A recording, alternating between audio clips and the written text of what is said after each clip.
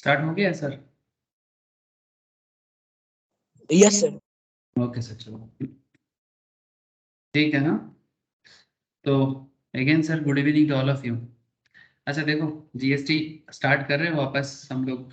Last week जहाँ से start मतलब छोड़े थे वहीं से स्टार्ट कर रहे हैं।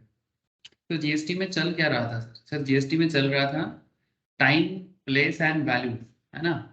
जीएसटी में टाइम का इम्पोर्टेंस, जीएसटी में प्लेस का इम्पोर्टेंस और जीएसटी में वैल्यू के इम्पोर्टेंस के बारे में हम लोग बात कर रहे हैं। ऑलरेडी मैंने आपको एक इस पर्टिकुलर टॉपिक में एक इंट्रोडक्टरी कॉन्सेप्ट बता दिया, जिसमें मैंने आपको time, place as well as value तीनों के बारे में डिस्कस मैंने एक बार कर चुका। तो सर अभी क्या कर रहे हैं सर? ऑलरेडी इसके बाद मैंने आपको time time of supply under GST जो है सर, उसका डिटेल्स डिस्कशंस करना भी चालू कर दिया, ठीक है। और जिसमें मैंने आपको time of supply under GST specially for goods, ठीक है, मतलब time of supply of GST for goods के बारे में मैंने ऑलरेडी आपको बताया कि भाई गुड्स के केस में टाइम ऑफ सप्लाई किस पर्टिकुलर पॉइंट में डिटरमाइन करना है। बिकॉज देखो टाइम इतना इंपॉर्टेंट क्यों है? बिकॉज गवर्नमेंट को जो जीएसटी कलेक्ट करना है ना, गवर्नमेंट को जो जीएसटी कलेक्ट करना है उनको ना एक टाइम चाहिए, क्योंकि टाइम अगर पता नहीं चलेगा, स्पेशली इनवॉइस डेट एक बहुत वाइटल कॉन्सेप्ट यहाँ पर होता है। Invoice date, accounting recording date, या फिर गुड्स रिसीव करना, ये सब चीजें आप लोगों को पता है सर। मैंने लास्ट 2-3 लेक्चर्स में ऑलरेडी इस पर्टिकुलर पॉइंट में डिस्कस कर चुके हैं। तो अभी क्या करना है, अभी सिर्फ कुछ बातें ऐसा है जो time of supply under GST के अंदर specially and goods as well as for service, ठीक है, मतलब time of supply of goods and time of supply of services, ठीक है। ये एरिया है जहां पर मैं आपको सेक्शन वाइज डिस्कस करूंगा, ठीक है। कुछ एग्जांपल्स, कुछ केस स्टडीज एक साथ लेते हुए चलूंगा सर। तो काफी वाइटल कॉन्सेप्ट है, ध्यान से सुनिएगा। ऐसे जीएसटी काफी प्रैक्टिकल कॉन्सेप्ट है सर, और इस प्रैक्टिकल कॉन्सेप्ट को प्रोविजंस एंड सेक्शंस के बारे में मतलब ऊपर बेस करके एक डेवलपमेंट किया गया है। आपको पेशेंस के साथ पढ़ना चाहिए, नहीं तो जीएसटी बड़ा झमेला करता है। ऐसे ये जीएसटी और कुछ नहीं मांगता। हाँ, good good evening Shubhajit, good evening Shivam. Good evening sir. हाँ, गुड इवनिंग सर। ठीक है, जीएसटी में थोड़ा पेशेंस का जरूरत है सर, बिकॉज जीएसटी पेशेंस मांगता है। पेशेंस के साथ पढ़ोगे तो जीएसटी में कुछ नहीं है, अगर पेशेंस गवा दोगे तो जीएसटी में बहुत कुछ फील आएगा। स्क्रीन शेयर करता हूँ और आपको ठीक जिस पॉइंट्स पे मैंने छोड़ा था उसी पॉइंट से मैं वापस स्टार्ट करता हूँ।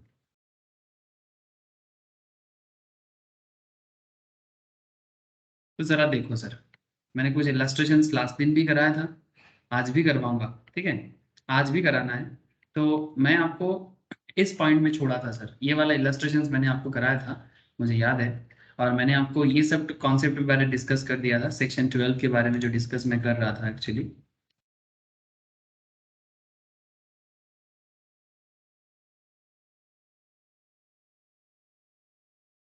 सेक्शन 12 के अंदर हम लोग इस पर्टिकुलर पॉइंट में बात कर रहे थे कि कौन से पर्टिकुलर पॉइंट को time of supply of goods माना जाएगा, जिसको डायग्रामेटिकली भी बोला गया था।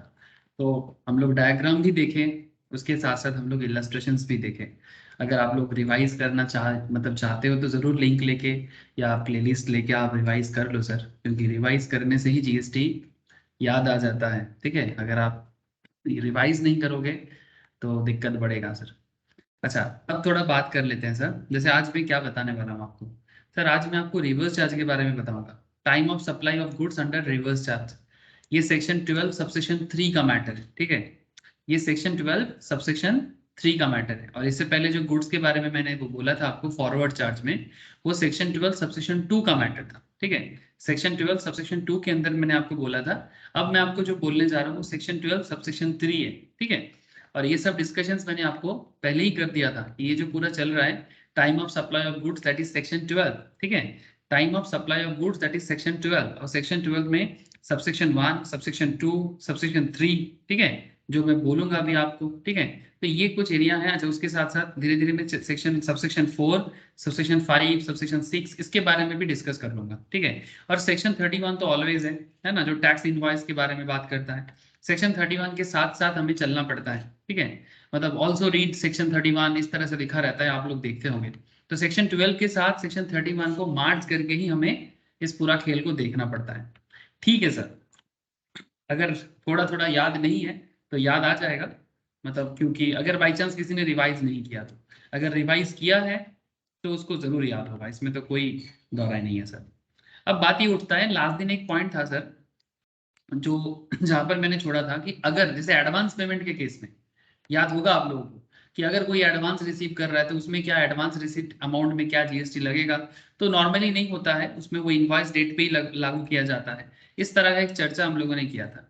एक पॉइंट है sir, excess payment up to 1000, excess payment up to 1000, मतलब मानो कि एक बायर सेलर को 1000 से ज्यादा पेमेंट कर रहा है। नॉर्मली बायर ही सेलर को पेमेंट करता है ना रे बाबा, ठीक है। तो बायर जब सेलर को जितना पेमेंट करना था उससे ज्यादा पेमेंट कर रहा है, से फॉर एग्जाम्पल 1 लाख पेमेंट करना था और 1000 टका एक्स्ट्रा कर रहा है। नाउ क्वेश्चन इज दैट कि क्या ये 1000 टका एक्स्ट्रा जो है क्या इसके लिए अलग डेट होगा, क्योंकि ये तो एडवांस हो गया। Excess payment up to 1000, options of taking invoice date as time of supply. Sir अगर अप टू 1000 तक है ना तो इनवॉइस डेट जो है उसी डेट को आप टाइम ऑफ सप्लाई मान सकते हो, लेकिन अगर 1000 के ऊपर जाएगा तो इन दैट केस वो प्रॉब्लम करेगा, मतलब उसका डेट अलग हो जाएगा। तो इसके लिए एक प्रोविजन है सेक्शन 12 सबसेक्शन 2 में, ठीक है। In terms of provision to subsection 2 of section 12, for payment up to 1000 received in excess of the value of the goods invoiced, the supplier can choose to take the date of invoice issued with respect to such excess amount as the time of goods of for such excess value। आगे examples कराऊंगा ना आपको और clear हो जाएगा कि ऐसा situations क्या होता है, बट फिलहाल आपको मैं प्रोविजंस बताया कि अगर आप तो 1000 तक है तो इनवॉइस डेट जो है उसी डेट को आप मतलब बेसिकली टाइम ऑफ सप्लाई के लिए यूज कर सकते हो, ठीक है। इस बात का स्पेशल ध्यान रखिएगा, अप टू 1000 तक का मैटर है, 1000 क्रॉस करने से फिर डेट का अलग हिसाब आएगा, ठीक है। लेकिन फिलहाल ये 1000 का एक स्पेशल पॉइंट सेक्शन 12 सबसेक्शन 2 आपको बता रहा था, ठीक है।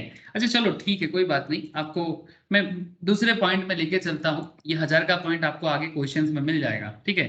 आगे ऐसा क्वेश्चंस भी करेंगे, एग्जांपल्स भी करेंगे, और ये 1000 का डिस्कशंस मैं आपसे कर लूंगा कि 1000 का क्या खेल खेला जाता है।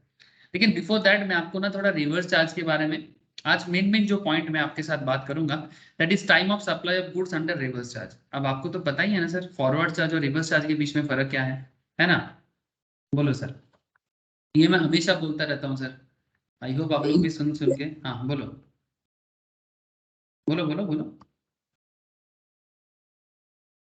सो फॉरवर्ड चार्ज मतलब जो ये सप्लायर इसके घर में पेमेंट करता है गवर्नमेंट की, और रिवर्स चार्ज मतलब जो जिससे मतलब हम गवर्नमेंट के घर में ही करेंगे। हम मतलब हम कौन है मतलब बायर, मतलब recipient, buyer buyer in the sense recipient बोलो सर, हाँ रिसिपेंट ऑफ द गुड्स, ठीक है।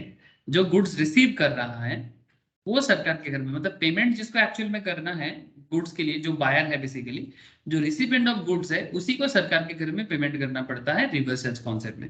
तो सेक्शन 12 सबसेक्शन 3 हमें रिवर्स चार्ज के बारे में बात करता है ना। Question is that sir reverse charge तो समझ में आता है, क्योंकि आप मतलब हम लोग क्लास में पहले भी डिस्कस किए हैं रिवर्स चार्ज के बारे में, लेकिन इसका time of supply of goods का क्या कॉन्सेप्ट है, ठीक है। मतलब time of supply of goods reverse charge के केस में कैसे काम करता है, ये मेन मैटर है सर, ठीक है।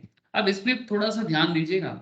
Time of supply of goods on which GST is payable on reverse charge basis under subsection 3। ऐसे तो रिवर्स चार्ज के बारे में चार्ज अंडर जीएसटी में डिटेल्स में डिस्कशन होकर रखा है, हो सके तो एक बार जरूर आप लोग रिकॉर्डेड वाला क्लास लेके देख सकते हो, रिवाइज कर सकते हो, ठीक है।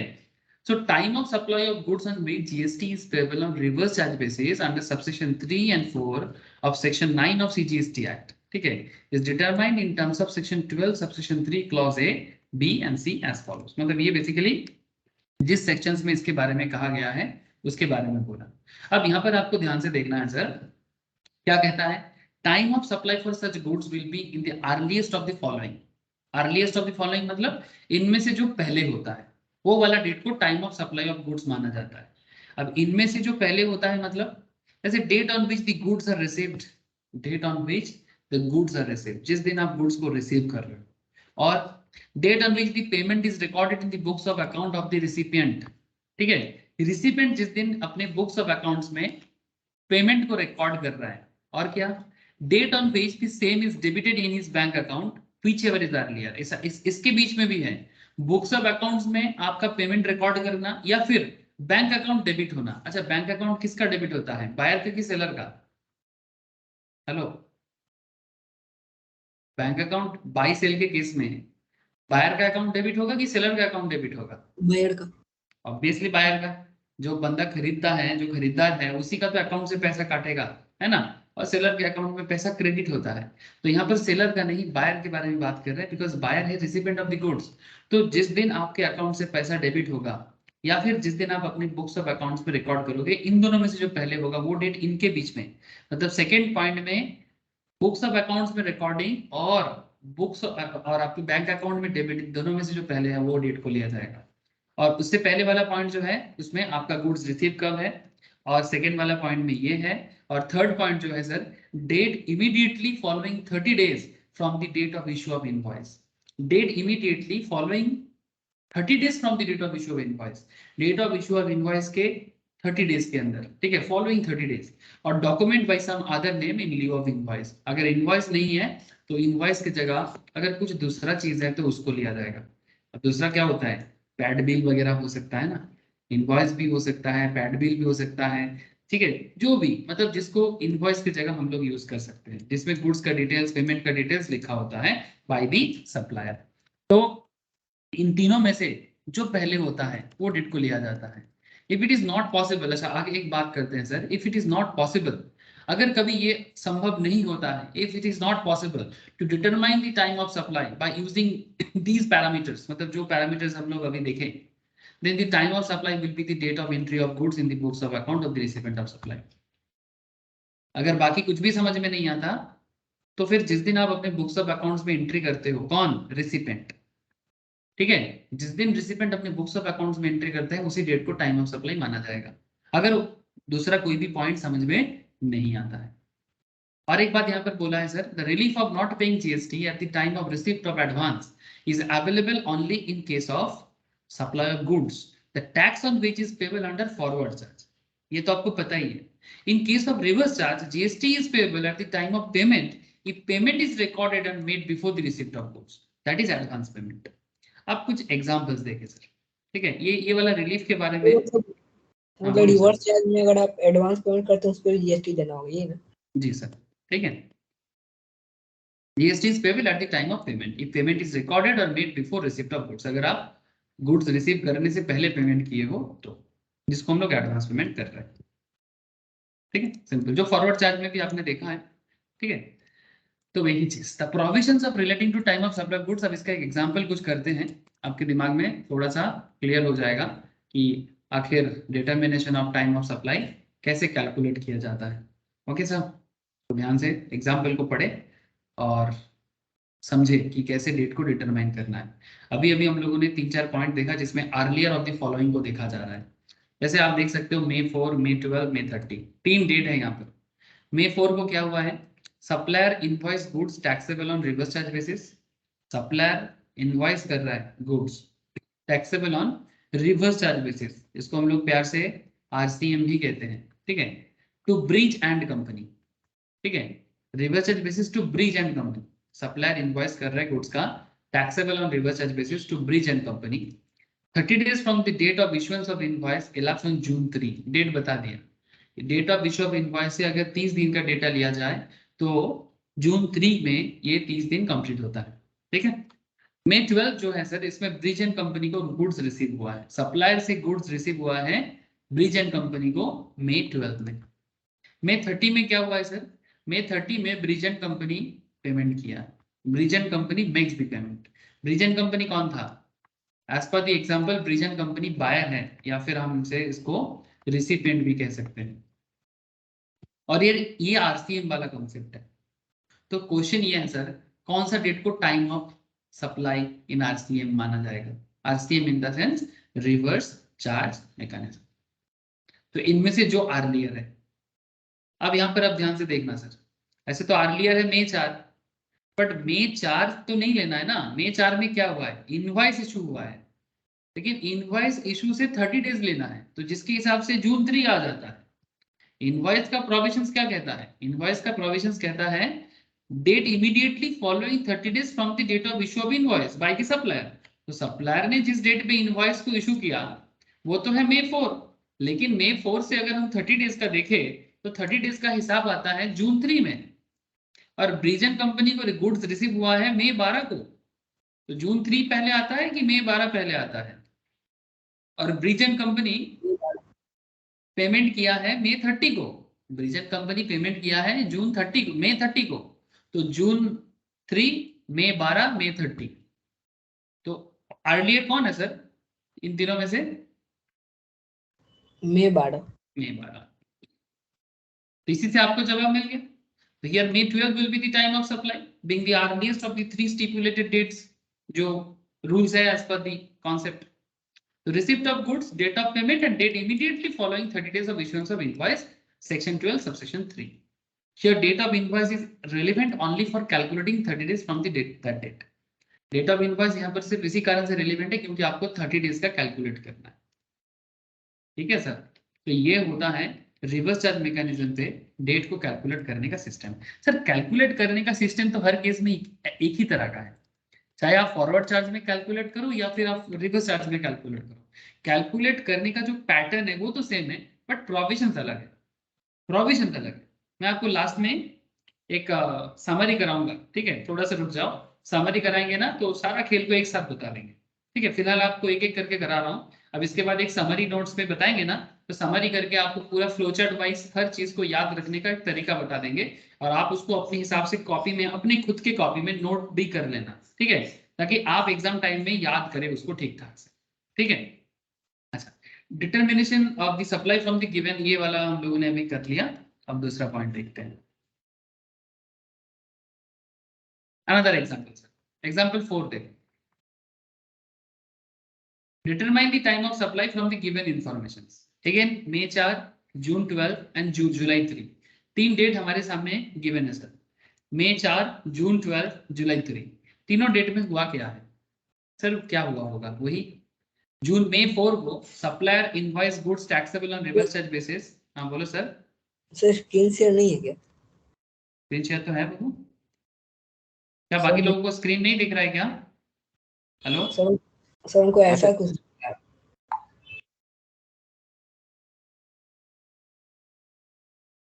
एक बार रिज्वाइन कर ले, रिज्वाइन कर ले। दिख रहा है सबको? स्क्रीन दिख रहा है क्या?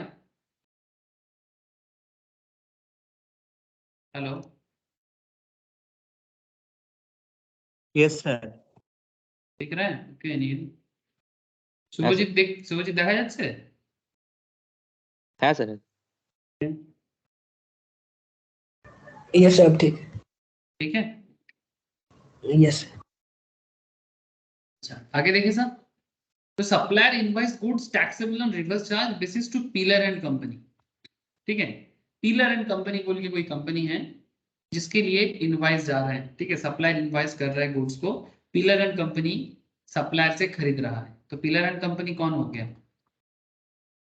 पीलर एंड कंपनी कौन हो गया? रिसिपेंट हो गया। अब May 4 से 30 डेज इलाप्स कब होगा? हिसाब लगाओ, again June 3, pillar and company receive the goods which were held up in transit. Pillar and company goods को रिसीव किया बट जो ट्रांजिट में है, payment made for the goods है जुलाई 3 को, गुड्स का पेमेंट हो रहा है सर जुलाई 3 को। आप मुझे बताओ कि इन तीनों डेट में से कौन सा डेट को हम लोग टाइम ऑफ सप्लाई मानेंगे? June 4, June 3, मतलब as per the question July 3, June 12, May 4 या June 3, इनमें से कौन सा डेट अर्लियर लग रहा है हमें, और किस डेट को एक्चुअल में हमें मानना चाहिए कि हमारा टाइम ऑफ सप्लाई है? June 4 यहाँ पर आंसर होना चाहिए, that is 31st day from the date of supply invoice will be the time of supply, being the earliest of the three stipulated dates, namely receipt of goods, date of payment and date immediately following 30 days of issuance of invoice, section 12 subsection 3 के हिसाब से। अब हिसाब कैसे होगा? चलो एक बार देख लो वापस, आप लोग दिख ही तो रहा है ना सर, इनवॉइस इलाप्स हो रहा है June 3 को, ठीक है, तो 30 डेज इलाप्स हो रहा है 30 दिन में, तो नेक्स्ट डेट क्या होगा? June 4, ठीक है, 31st डे, June 4, June 12 और जुलाई 3, इन तीनों में से अर्लियर कौन हुआ सर? June 4। है ना, तो जो आपका पहले आता है उसी डेट को लेना चाहिए, और ये है सिस्टम। एक बात का स्पेशल ध्यान रखिएगा, 30 दिन खत्म होने के बाद का जो नेक्स्ट डेट है उस डेट को लिया जाएगा इनवॉइस इशू डेट से, ठीक है। सेक्शन 12 सबसेक्शन 3 उसी डेट को मानेगा। ओके, तो ये था रिवर्स चार्ज मैकेनिज्म का सिंपल कॉन्सेप्ट। अब आरसीएम तो समझ में आ गया सर, आरसीएम में और कुछ समझाने लायक नहीं है, बाकी जैसे फॉरवर्ड चार्ज में था वैसा ही है मतलब रिवर्स चार्ज में। नाउ अब एक अलग कॉन्सेप्ट में बात करेंगे सर। सर आप लोग शॉपिंग मॉल में तो गए होंगे, हेलो, कूपन मिलता है सर, शॉपिंग मॉल कूपन? हाँ, बिग बाजार, आजकल बिग बाजार तो बंद हो गया, लेकिन बिग बाजार जब चलता था तो फूड पास, शर्ट कूपन, हाँ सर, या फिर शॉपिंग कूपन, ये सब मिलता था ना। अब ये जो कंपनी कूपन इशू करता है, हाँ, कंपनी कूपन तो इशू करता है और कूपन के बेसिस पे सेल भी करता है। अब एक चीज देखो सर, कूपन में जब एक बायर, मतलब मानो कि आपने, जैसे कंपनी कैसे कूपन कर इशू करता है मैं आपको समझाता हूँ। अगर आप, कैसे ऑफर देता है कि 10,000 के शॉपिंग करने से 1000 का कूपन मिलेगा, हाँ ऐसा देता है ना। अगर शॉप पर 10,000, सॉरी एक जीरो ज्यादा हो गया क्या, शॉप फॉर 10,000, ठीक है, ऐसा लिखा रहता है। तो अगर आप शॉप फॉर 10,000 है, आप 10,000 का शॉपिंग करते हो तो 1000 का कूपन आपको दिया जाएगा, और ये कूपन आपको किसी स्पेशल कैटेगरी ऑफ चीज के लिए भी हो सकता है, या फिर कोई भी प्रोडक्ट उठा लो उसके लिए भी हो सकता है। अगर स्पेसिफिक कर दिया कि भाई कोई पर्टिकुलर ब्रांड या कोई पर्टिकुलर प्रोडक्ट, कि भाई शर्ट पे ही मिलेगा या टी शर्ट पे मिलेगा या जॉगिंग चीज पे मिलेगा, वट एवर, जो भी कंपनी को लगता है कि भाई इसी चीज पे हम स्पेसिफिक कूपन बनाते हैं, और अगर आपको पता नहीं कि भाई किसी भी चीज में हम उसको खर्चा कर सकते हैं, ऐसा भी कंपनी बताते हैं कि अगर शॉप फॉर 15,000 एंड 2,500 का कूपन ले लेना, ठीक है, ऐसा।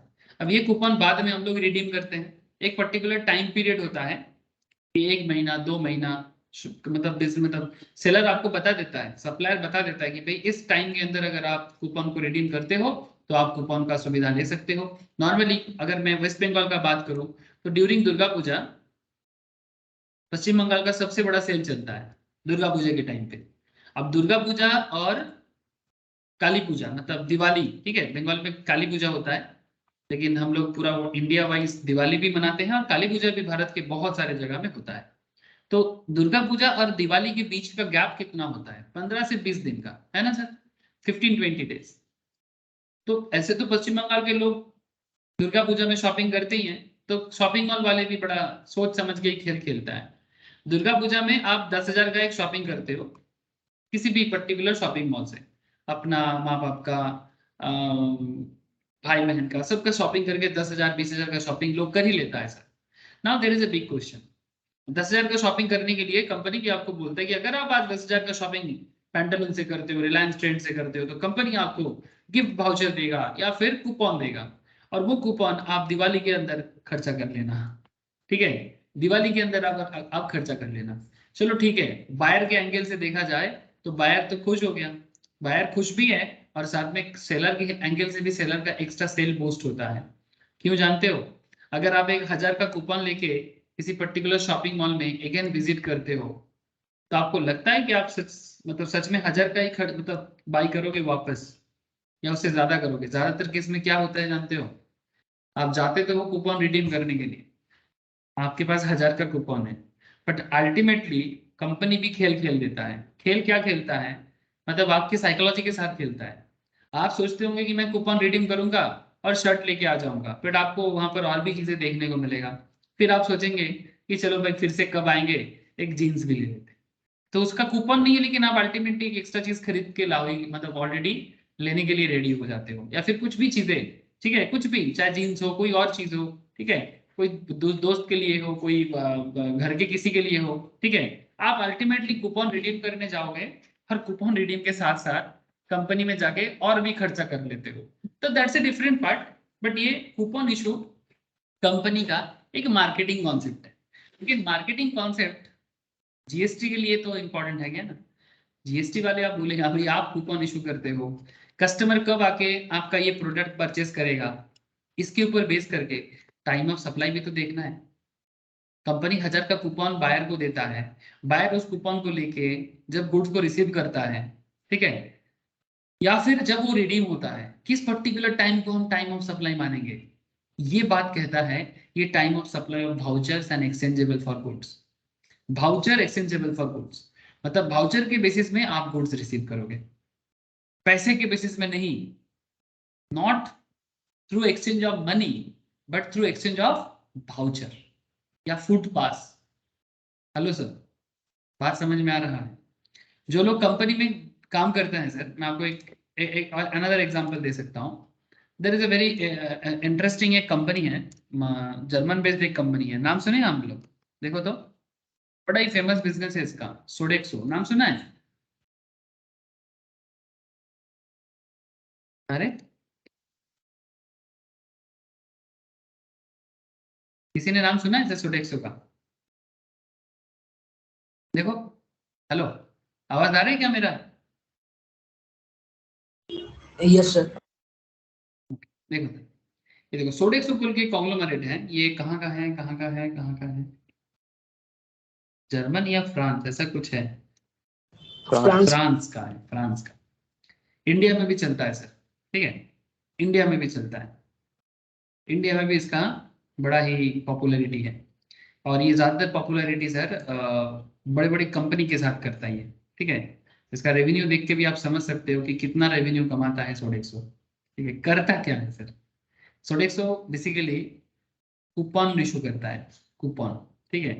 वर्ल्ड वाइड 55 कंट्रीज में इसका बिजनेस है, 100 मिलियन कस्टमर्स डेली बेसिस में हैंडल करता है।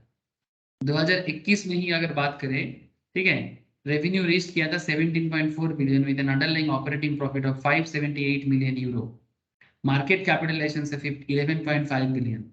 सर करता क्या है सर? बोला ना आपको, कूपन इशू करने का काम करता है। इसका मेन एरिया ऑफ बिजनेस है कूपन इशू करना, सर्विस, वाउचर्स एंड कार्ड्स। ये वर्ल्ड का वन ऑफ दी 2 कंपनीज ऐसा ही है जो ऐसा काम करता है। ये top 2 companies worldwide in this sector. Sodexo provides companies and public authorities with meal pass, restaurant voucher, mobility passes, leisure passbooks, book cards, training vouchers. In China and the US, it offers a stored value card system in our cooperation with multiple restaurants. Freedom Pay is used to power some deployment. मतलब ये एक अलग तरीका का business activity है, लेकिन business activity तो ये करता है, लेकिन सर इसके साथ जीएसटी का क्या? वही तो मैं आपको समझाने के लिए थोड़ा एग्जाम्पल को उठाया, ठीक है। ये वाउचर इशू करके क्या करता है? अब देखो, सोडेक्सो ना आपको वाउचर नहीं देगा, सोडेक्सो कंपनी को वाउचर इशू करेगा। किसको? कंपनी को। मानो आप कोई एमएनसी में काम करते हो, ध्यान से सुनना बात को। सपोज जैसे यहाँ पर रेस्टोरेंट पार्टनर वगैरह आप देख रहे हो, सोडेक्सो किसी पर्टिकुलर कंपनी के साथ, लाइक एमएनसी के साथ टाई अप करेगा। मानो कि आप टीसीएस में हो, या फिर अगर आप विप्रो में हो या कॉग्निजेंट में हो, जो भी इंटरनेशनल लेवल ऑफ कंपनीज होते हैं, नॉर्मली यहाँ पर ये सब चीजें ज्यादा चलता है। अब बात को ध्यान से समझे, मानो कि विप्रो में आप हो और विप्रो के तरफ से आपको सोडेक्सो का कूपन दिया जा रहा है। क्या दिया जा रहा है? सोडेक्सो का कूपन या वाउचर्स, ठीक है। अब सोडेक्सो वाउचर के थ्रू से सोडेक्सो बता दिया कि भाई सोडेक्सो का वाउचर कंपनी अपने एम्प्लॉय को पार्क विजिट के लिए देता है। किसके लिए देता है सर? पार्क विजिट्स के लिए। या हम लोग इनकम टैक्स में पढ़ते हैं, पार्क विजिट टैक्सेबल होता है सर, ठीक है, पार्क विजिट टैक्सेबल है बट एज पर कॉन्ट्रैक्ट होता है। तो कंपनी अपने एम्प्लॉय का मोरल बूस्ट करने के लिए एक तरह का फ्री गिफ्ट टाइप ऑफ मान सकते हो आप, कंपनी की तरफ से अपने एम्प्लॉय का मोरल बूस्ट करना, फैसिलिटीज प्रोवाइड करना, ठीक है, अलग अलग टाइप की। भाई आप शॉपिंग पास ले लो, आप लेसियर पास ले लो, क्लब क्लब का पास ले लो। अब ये सब पास तो दे देंगे, लेकिन कंपनी ये काम कंपनी अपना बिजनेस करेगा कि ये सब करेगा? तो उसके लिए स्पेशलाइज्ड है, वो सोडेक्सो को बुलाएगा या सोडेक्सो खुद आएगा। सोडेक्सो आके कंपनी को बोलेगा अच्छा ठीक है, आपकी कंपनी में अगर 1000 एम्प्लॉय हैं तो 1000 एम्प्लॉयज का जो भी जरूरी कॉन्सेप्ट है, जो आप कंपनी अपने एम्प्लॉय को देना चाहते हो, वो सारा चीज हम लोग कूपन के थ्रू से प्रोवाइड कर देंगे। आपको कुछ नहीं करना है, कंपनी के मतलब क्लब के साथ, शॉपिंग मॉल के साथ टाई अप हम लोग कर देंगे, ठीक है। आप अपने एम्प्लॉय को वाउचर दे देना, एम्प्लॉय को वाउचर लेके कंपनी में पहुंचेगा, शॉपिंग मॉल में पहुंचेगा, जो परचेस करना है करेगा, बदले में सोडेक्सो वो पैसा कंपनी को मतलब जिस पर्टिकुलर दुकान से खरीदेगा वहां से पे कर देगा। लेकिन यहाँ पर बात ये है सर, तो फिर आप सोच रहे होंगे तो फिर क्या एम्प्लॉय के हाथ में ये फ्री है? हाँ सर, एम्प्लॉय के हाथ में फ्री है, बट एम्प्लॉयर इसका पेमेंट सोडेक्सो को करेगा।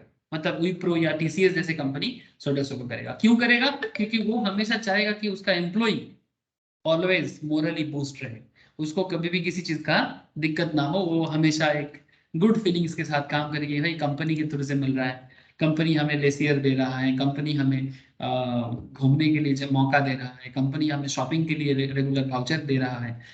एम्प्लॉय खुश, तो एम्प्लॉय खुश तो एम्प्लॉय काम में रहेगा, एम्प्लॉय कंपनी छोड़ के जाने के बारे में सोचेगा नहीं। ठीक है, समथिंग लाइक दैट। ठीक है, तो ये पूरा काम मतलब एक बड़ा ऑर्गेनाइजेशन का मुश्किल आसान करने का काम करता है सोडेक्सो, और ये कूपन वाउचर पे काम करता है। कुछ समझ में आया सर आप लोगों को? This type of business activity.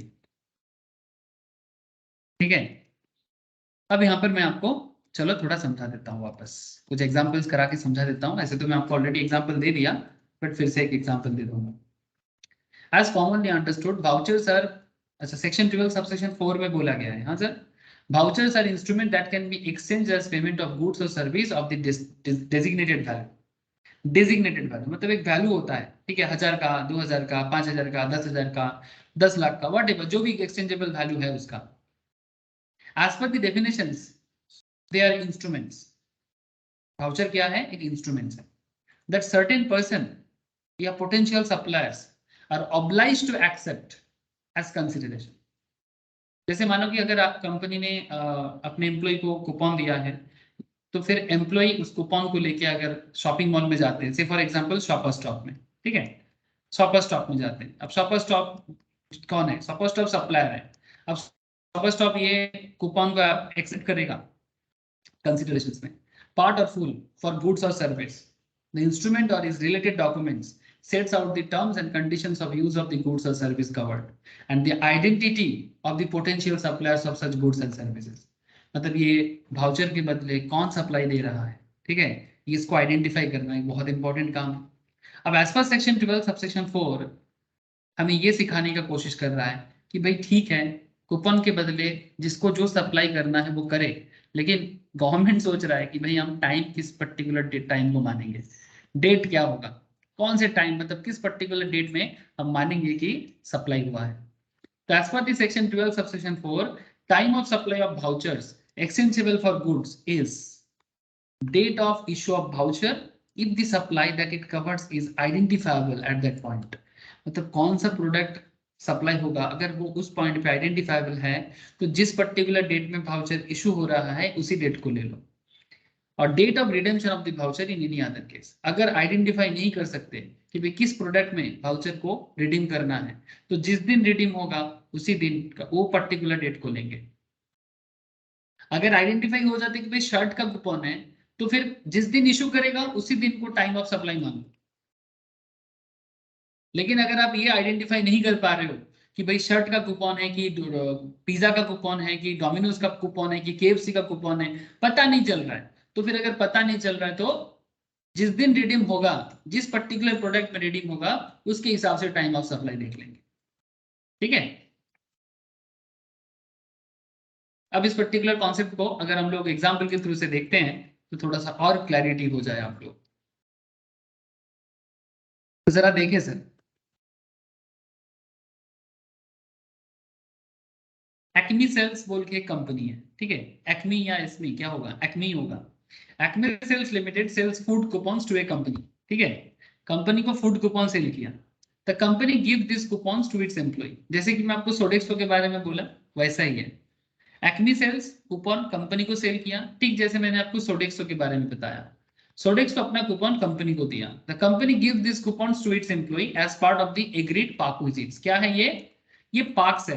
Company अपने एम्प्लॉय को कॉन्ट्रेक्चुअल बेसिस में ये सब पार्क विजिट्स देता है कि भाई चलो आप पार्क से थ्रू से शॉपिंग कर लेना, आप पार्क विजिट्स के थ्रू से क्लब का मेंबर बन जाना, गोल्फ क्लब का मेंबर बन जाना, या फिर पार्टी कर लेना, पब का मेंबर बन जाना, जैसे जैसे होता है sir, company to company vary करता है।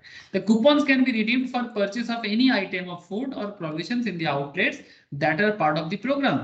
अब इस पर्टिकुलर कूपन ठीक जहां जहां हम लोग रिडीम कर सकते हैं सिर्फ उसी जगह से आप रिडीम कर पाओगे, दूसरे जगह में थोड़ी ना होगा, ठीक है।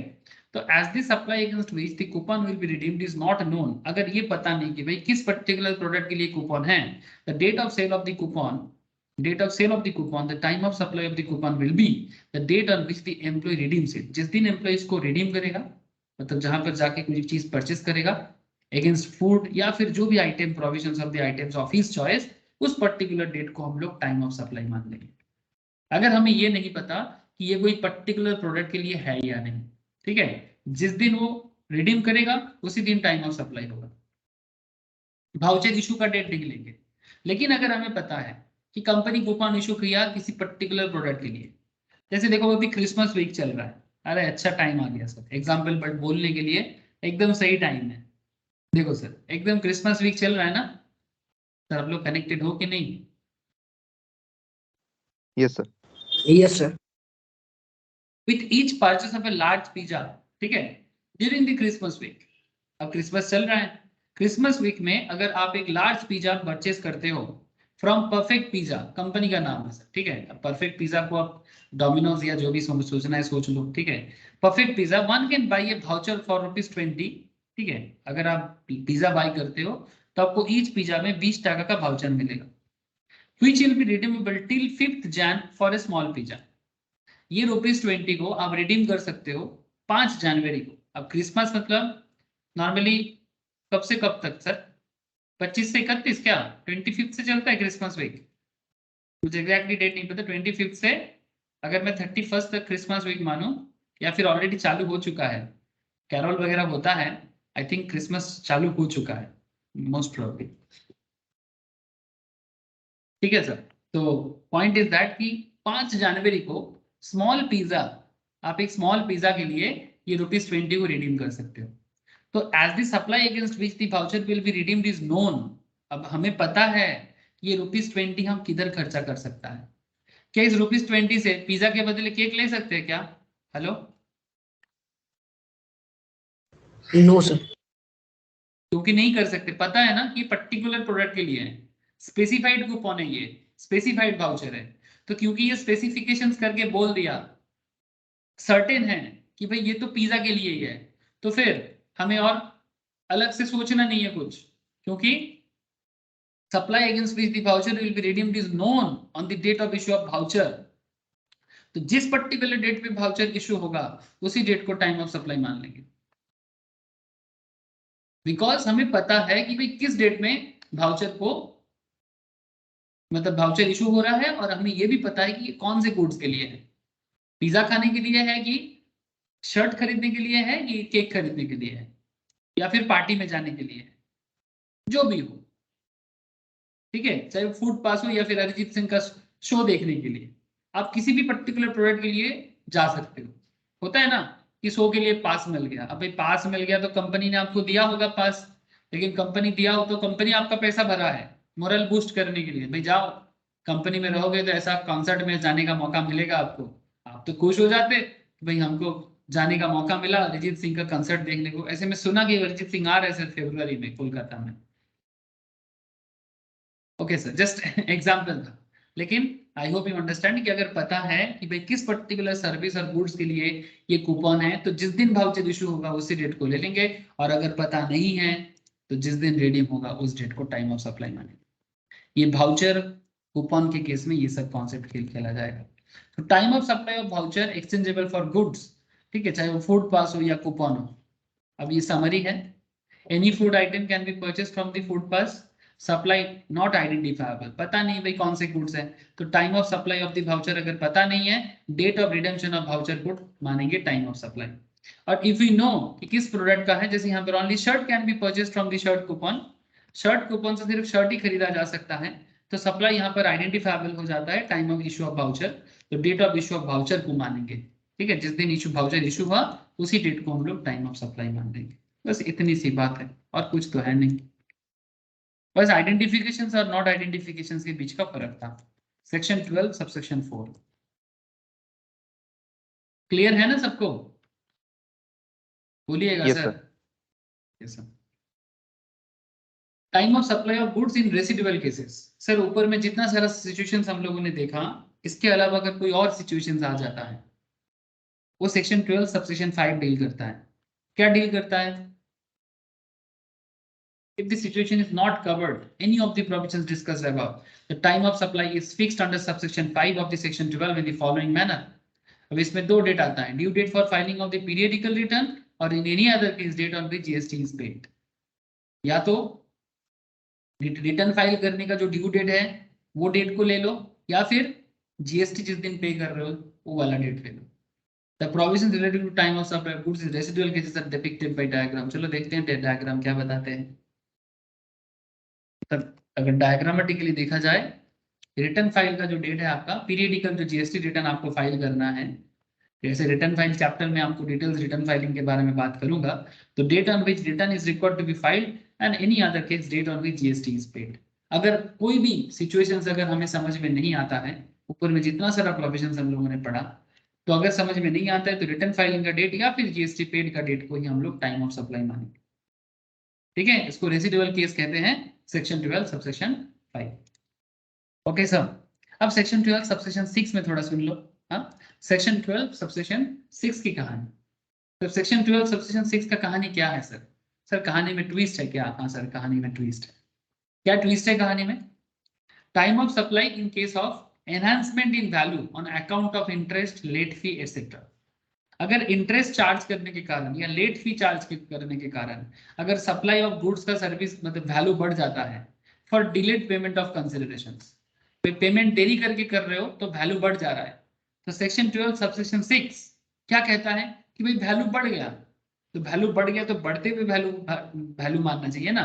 तो इसके लिए अलग पॉइंट है, इसलिए सेक्शन 12 सबसेक्शन 6 ट्विस्ट के साथ आता है। क्यों ट्विस्ट? ये इंटरेस्ट और लेट फी ट्विस्ट कराती है, ट्विस्ट के साथ आ जाता है सर, और कुछ नहीं, मतलब एक्स्ट्रा कॉन्सेप्ट है, वैल्यू बढ़ जाएगा।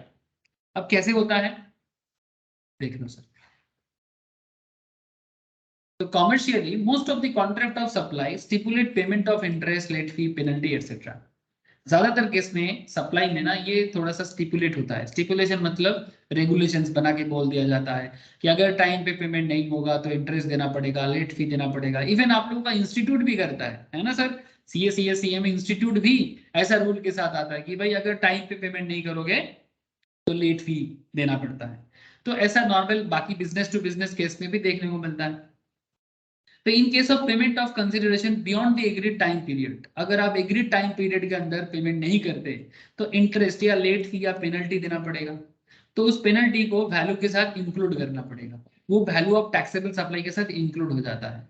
ठीक है, ऐसे तो हम लोग इसके बारे में डिटेल चर्चा करेंगे। इसके बाद जो हम लोग नेक्स्ट टॉपिक पढ़ेंगे ना, ये तो टाइम ऑफ सप्लाई बता रहा हूं मैं आपको, फिर मैं आपको वैल्यू ऑफ सप्लाई के बारे में डिटेल्स बात करूंगा। ऐसे तो मैं इसको ओवरव्यू दे चुका था, बट वैल्यू ऑफ सप्लाई में थोड़े डिटेल्स भी जानकारी लेना चाहिए। सिर्फ time is not enough, value is also important, तो वहां पर मैंने आपके साथ डिटेल्स में बात कर लूंगा, लेकिन फिलहाल जान लो जितना जरूरी है। So the point to consider here is that when the liability to pay GST would arise in such cases the addition in value. ठीक है, section 12 subsection 6 prescribe, section 12 subsection 6 क्या प्रेस्क्राइब करता है सर? सेक्शन 12 सबसेक्शन 6 ये prescribe करता है the time of supply in case of addition in value on account of interest, late fee, penalty for a delayed payment of consideration for goods in the date on which the supplier receives such addition in value. Supplier जिस दिन value addition करके receive करेगा वो value को लिया जाता है, उस डेट को माना जाता है। एग्जाम्पल के तौर पे ये वाला केस देखो, ये वाला सिचुएशंस देखो, सिनारियो देखो सर। ठीक है, ये सिनारियो देखो। सिनारी क्या है? एक ट्रेडर है, नाम है सर राधा ट्रेडर। क्या नाम है sir? Radha trader. Okay, Radha traders sold goods to Shyam. किसको? श्याम सेल्स। दोनों बिजनेस है, ठीक है, दोनों बिजनेस टू बिजनेस डील चल रहा है, B2B, बिजनेस टू बिजनेस मतलब B2B।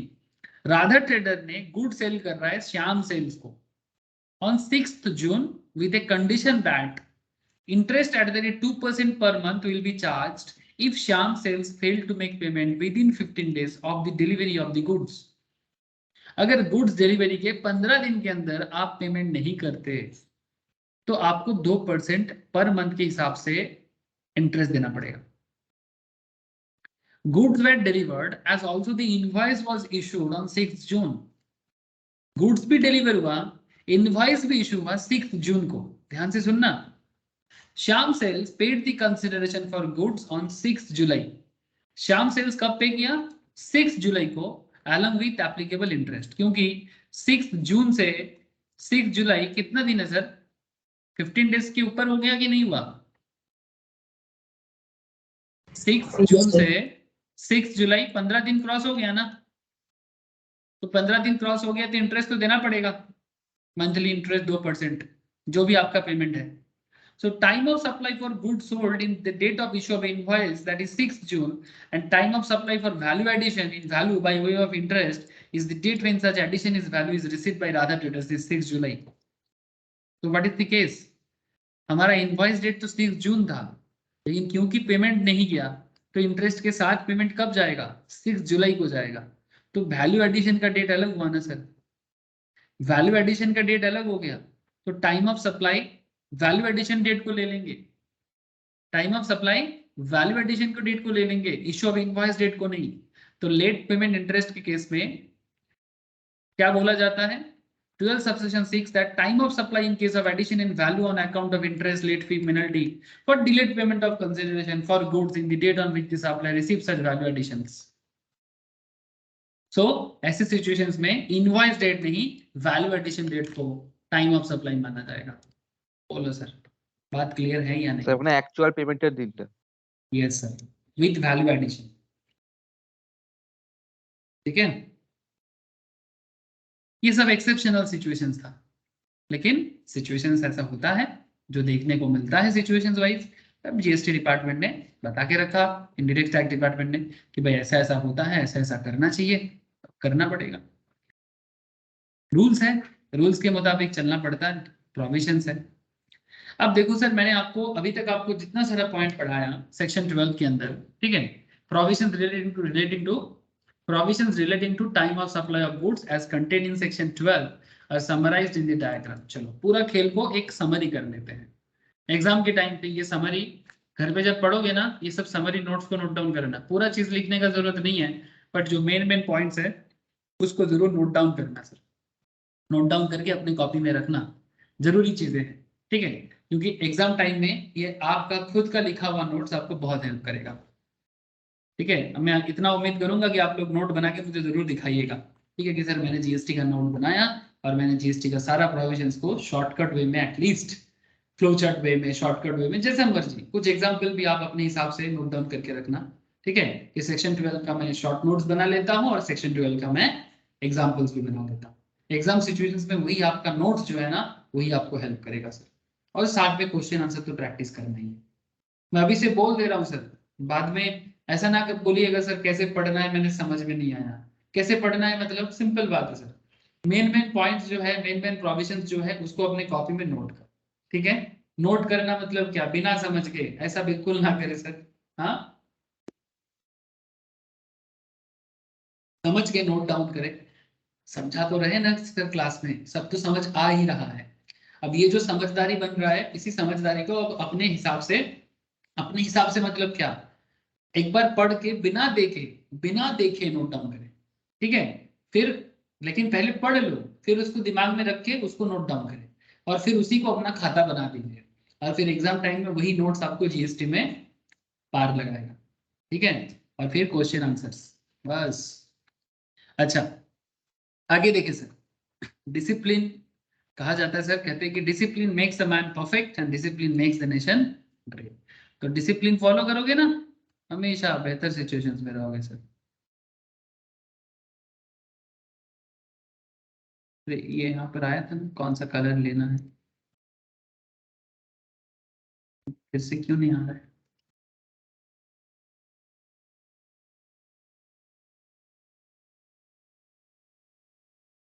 ठीक है, चलो कोई बात नहीं।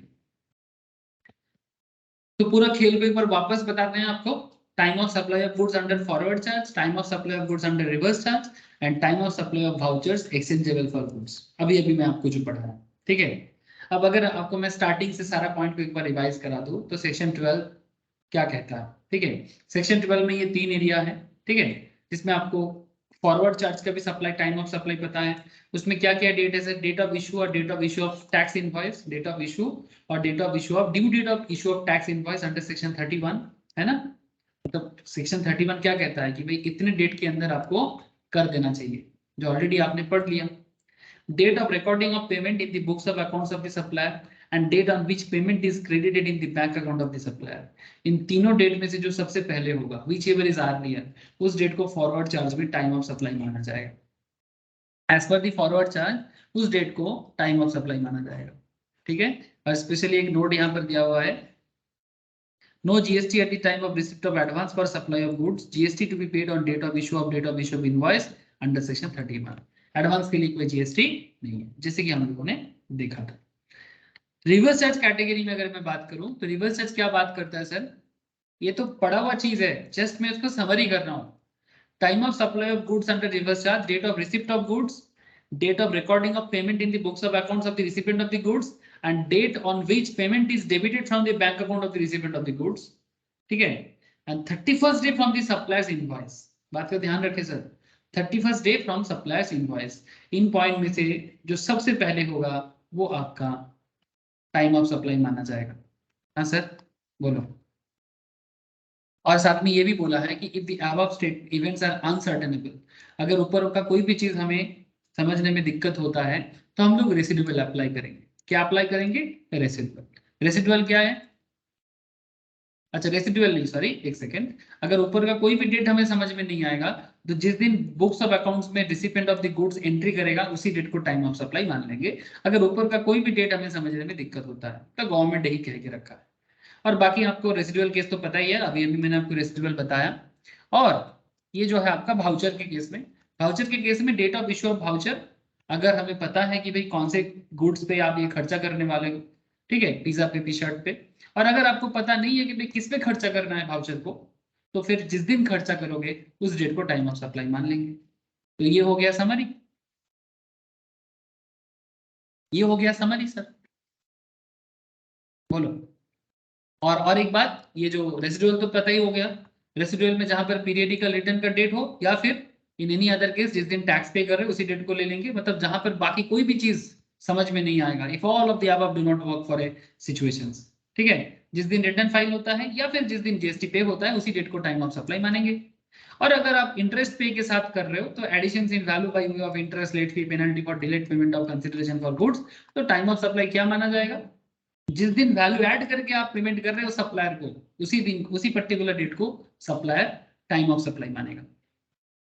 बस ये है सेक्शन 12 के डिटेल्स। बोलो सर, क्लियर हुआ? Yes sir. सबको क्लियर हुआ? सुरजीत को तो हुआ। अब आते हैं सर सेक्शन 13 पे। सेक्शन 13 क्या है, time of supply of service, time of supply of services. ठीक है, इसमें भी सेक्शन 13 है, section 13 subsection 1, subsection 2, subsection 3, subsection 4, 5, subsection 6 along with section 31 जो हम लोग पहले भी देखे हैं वही बातें फिर से एक ही चीज बार बार कनेक्ट करेगा। यहाँ पर एक डेबिट नोट क्रेडिट नोट का एक मैटर आएगा, ठीक है, that is time limit for issuing tax invoice. इसमें रूल 47 का एक खेल है, आगे आगे बताता हूँ सर। ठीक है, section 13 must be read with section 31 and rule 47 of the CGST rule which prescribe in detail the date on which tax invoice for a supply of service must be issued in various situations। मतलब section 31 और section 47 actually हमें ये बताते हैं कि tax invoice आपको कितने दिन के अंदर इशू कराना चाहिए, जिसके बारे में स्पॉटलाइट करता है section 31 as well as section 47। Section 31 तो हम लोग पहले भी देखे, एक एक्स्ट्रा यहाँ पर रूल 47 ऐड होता है। ठीक है, एक्स्ट्रा में यहाँ पर एक रूल 47 ऐड होता है। ठीक है, बस यही कॉन्सेप्ट है। अब इसी कॉन्सेप्ट को थोड़ा सा देख लेना है, थोड़ा एनालिसिस कर लेना है कि भाई क्या क्या कॉन्सेप्ट है, एक बार देख लेना चाहिए। ठीक है, चलो देख लेते हैं। तो फिर हमें क्या पता चल जाएगा, सर्विसेज का कॉन्सेप्ट भी पता चल जाएगा, और सर्विस रिलेटेड कुछ केस लॉज, मतलब कुछ केस सिचुएशंस और कुछ एग्जाम्पल करने से हमें सर्विसेज का भी नॉलेज आ जाएगा। तो फिर time related, time of supply of service related situations के साथ हम लोग कनेक्टेड हो जाएंगे। ठीक है सर, चलो सर एक एक करके करते हैं, हड़बड़ी का कोई मतलब नहीं है, हड़बड़ करके जल्दबाजी करके हम लोग कहीं के नहीं रहते। हाँ, मेरा मानना है कि सीखना एक बार है और एक बार सीखो जिंदगी भर उसी सीखने को काम आना चाहिए। बार बार पढ़ के क्या हम लोग हासिल करेंगे सर, कुछ नहीं हो पाएगा। ओके, लेकिन मन लगा के सीखो।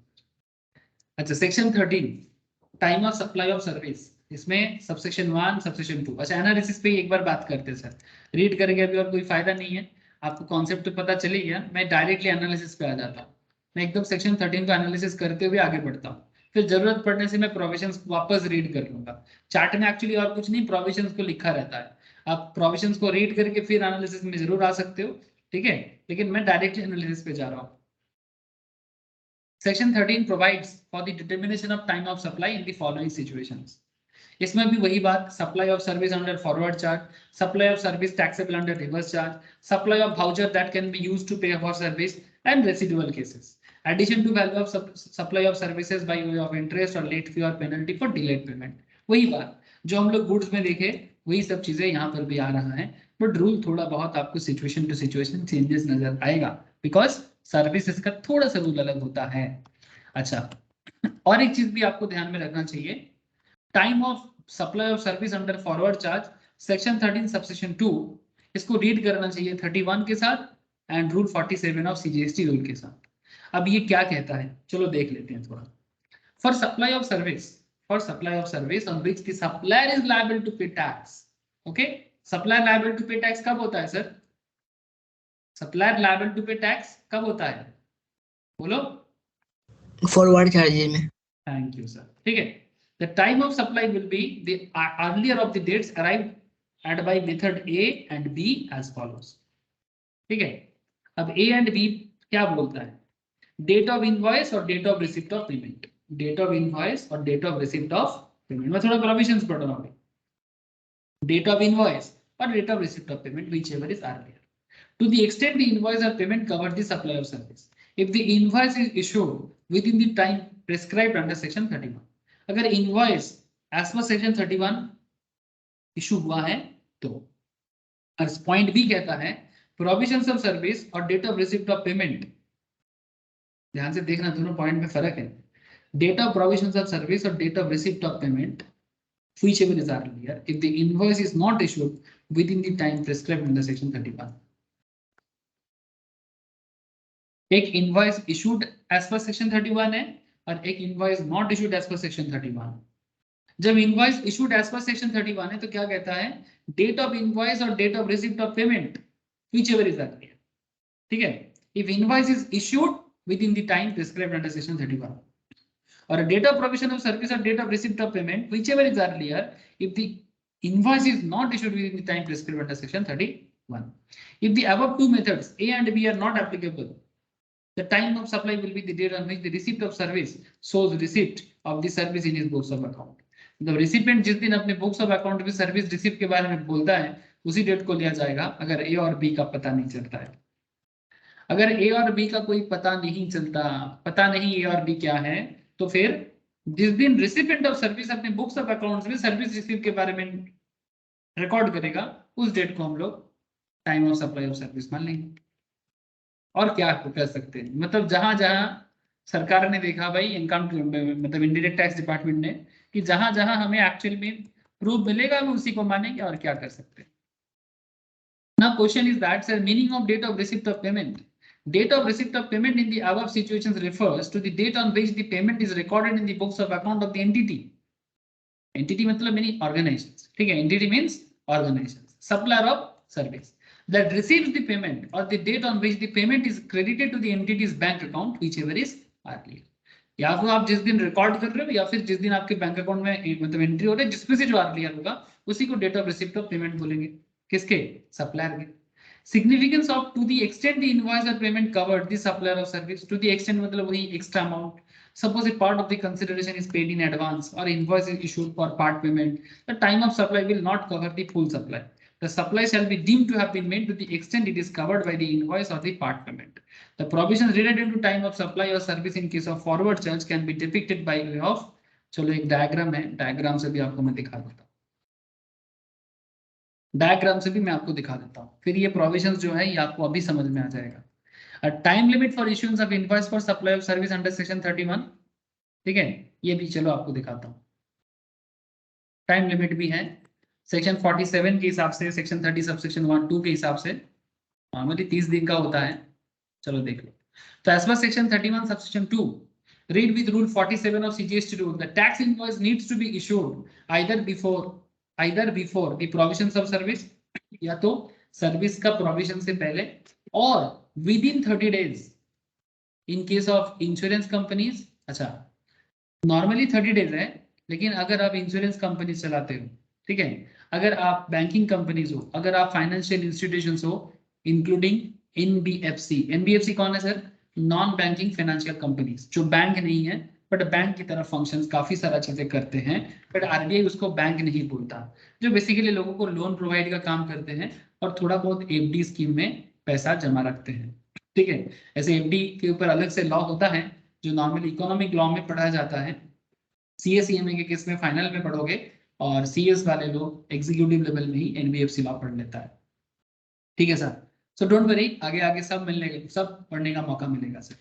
कभी आगे, कभी कोई थोड़ा आगे पढ़ेगा तो कोई थोड़ा पीछे पढ़ेगा, और कुछ नहीं। अच्छा, फिलहाल सुनो सर। सो नॉर्मल बात क्या है कि as per section 31 section 2, read with rule 47 of CGST rule, the tax invoice needs to be issued either before the provision of service or within 30 days in case of, अच्छा, within 30 days from the date of supply of service। Exceptional क्या है कि अगर आप insurance हो, banking हो या NBFC हो, तो आपके लिए 45 डेज के अंदर इनवॉइस इशू कर देना चाहिए सर्विस प्रोवाइडेड के अंदर। बस यही बात है, याद रखें sir. In case of insurance companies, banking companies, financial institution including NBFC, telecom companies, notified supplier of service making taxable supplies between distinct person as specified in section 25, invoice में भी ये 25 distinct persons कैटेगरी में कौन आता है, इसका चर्चा ऐसे तो हम लोग रजिस्ट्रेशन चैप्टर में कर पाएंगे सर, ठीक है। डिस्टिंक्ट पर्संस जो हम लोग जैसे जीएसटी रजिस्ट्रेशन का चैप्टर आएगा ना, वहां पर मैं आपको डिटेल्स में बताऊंगा कि डिस्टिंक्ट पर्संस कौन है, ठीक है। फिलहाल आप डिस्टिंक्ट पर्संस को थोड़ा साइड में ही रखो, specified persons बेसिकली वो बता के रखता है। Invoice may be issued before or at the time of proceeding such supply in the books of account or before the expiry of quarter during which the supply was made. Second provision to rule 47. In case of continuous supply of service, अगर supply continuous वे में होने वाला है, मतलब ऐसा नहीं कि service एक बार दे दिया कंप्लीट हो गया, सर्विस चलेगा अभी, ठीक है। In case of continuous supply of service, the invoice should be issued either on or before the date of payment or before or at the time when the supplier of service receives the payment. If the due date of payment is not known, on or before the date of completion of the milestone event, मतलब जिस दिन actually service complete होगा, the payment is linked to completion of an event, section 31 subsection 5 कहता है, ठीक है। अब don't worry, अब इसको ना एग्जाम्पल के थ्रू से देखोगे ना, अब पूरा क्लैरिटी हो जाएगा, ठीक है। तो थोड़ा सा देखो ये एग्जाम्पल क्लैरिटी कैसे करता है। कंटिन्यूअस सप्लाई ऑफ सर्विस तो आपको पता ही है, जैसे गैस वगैरह जो होता है कंटिन्यूअस वे में चलता है, एवरी मंथ, एवरी वीक, इस तरह का जो सर्विस चलता है। कंटिन्यूअस सप्लाईज आर प्रोवाइडेड और agreed to be provided continuously on a recurrent basis under a contract, ठीक है, for a period exceeding 3 months which with periodic payment obligations and include supply of such service as the government may notify, ठीक है।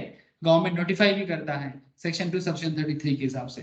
The same term is be discussing, हम लोग इसके बारे में एक चैप्टर आएगा, बहुत वाइटल चैप्टर है, जैसे रजिस्ट्रेशन का चैप्टर है वैसा ही क्रेडिट नोट, डेबिट नोट, ई वेबल, ठीक है, ये हम लोग चर्चा करेंगे। टैक्स इनवॉइस के ऊपर पूरा डिटेल चर्चा करेंगे सर, ठीक है, कि कैसे कैसे ये कंटिन्यूअस सप्लाई वगैरह का बिल इशू करना चाहिए, तो आपको और क्लैरिटी मिलेगा।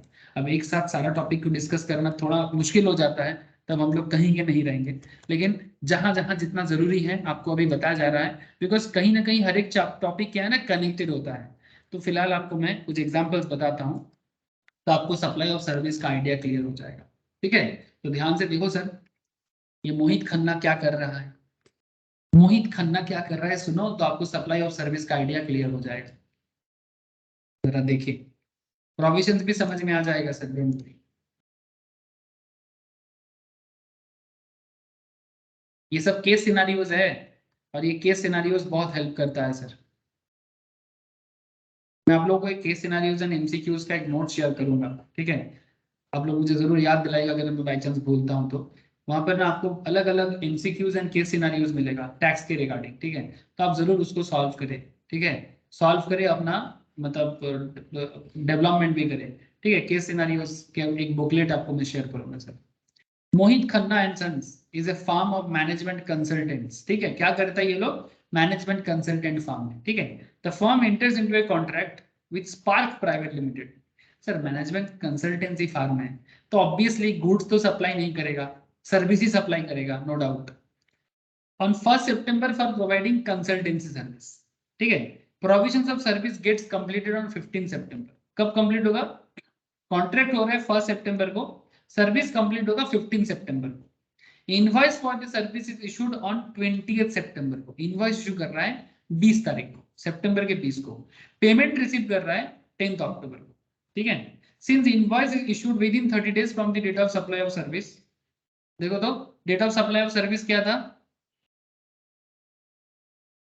Date of supply of service क्या है सर? 1 सितंबर है कि 15 सितंबर है कि 20 सितंबर है? Date of supply of service कौन से डेट को मानो? बोलो। पेमेंट हो रहा है 10 अक्टूबर को, पेमेंट हो रहा है 10 अक्टूबर को, इनवॉइस इशू कर रहे हैं 20 अक्टूबर को, सर्विस कंप्लीट हो रहा है 15 सितंबर को, कॉन्ट्रैक्ट हुआ 1 सितंबर को। तो क्या इनवॉइस, क्या हम लोग इनवॉइस 30 दिन के अंदर इशू कर रहे हैं sir? Date of supply of service, yes sir. Date of supply of service का डेट क्या है सर? बोलो। 20 सितंबर। 20 सितंबर को तो पेमेंट हुआ है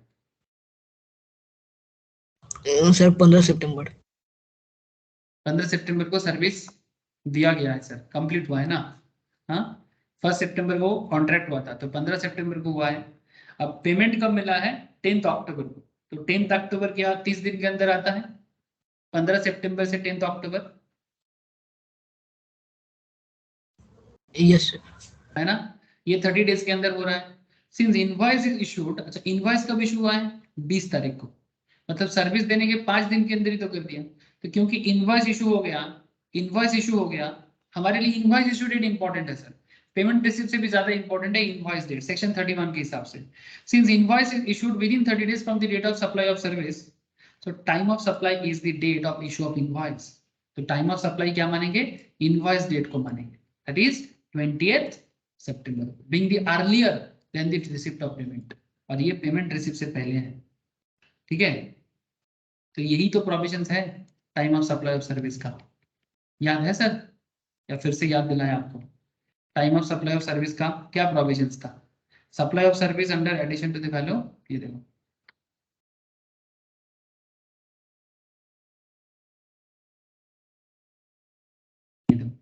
time of supply of service under forward charge क्या क्या डेट है? whichever is earlier, date of issue of invoice, date on which the payment is recorded in the books of account of the supplier and date on which the payment is credited to the supplier bank account। इन तीनों में से जो पहले होगा उसी date को हम लोग मानेंगे। तो इनवॉइस डेट अगर पहले है तो इनवॉइस डेट को ही time of supply of service मानेंगे, whichever is earlier। Okay sir, तो ये था मोहित खन्ना वाला कॉन्सेप्ट। अब इन दी अबव एग्जांपल, अब सेम एग्जांपल पे अगर इनवॉइस इशू 5 सितंबर के 20 सितंबर की जगह 5 अक्टूबर को होता, 20 सितंबर की जगह अगर 5 अक्टूबर को होता तो क्या होता?